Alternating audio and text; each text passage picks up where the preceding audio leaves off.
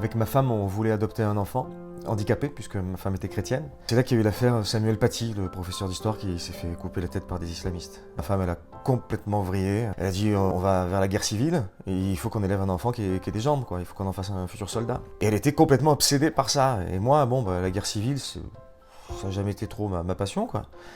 Donc là, je me suis tourné vers le bouddhisme tibétain. Un jour, pendant une séance de méditation, j'ai eu une montée de Kundalini, mais qui s'est bloquée au niveau du troisième chakra, Manipura, la ville des joyaux. À partir de là, j'avais des poussées de violence incoercibles, mais uniquement envers des enfants asiatiques. Alors j'ai jamais compris pourquoi. C'était plus fort que moi. Dès que je voyais des petits asiatiques, il fallait que je me batte contre eux. La plupart du temps, je gagnais, mais comme j'habitais dans le 13e arrondissement de Paris, c'est très vite devenu invivable. Avec ma femme, on a fini par divorcer. Je suis allé en Israël voir mon ami David, qui est yogini, et qui m'a aidé à réguler mes chakras. Et c'est là que j'ai rencontré Sharon, une Israélienne dont je suis tombé amoureux.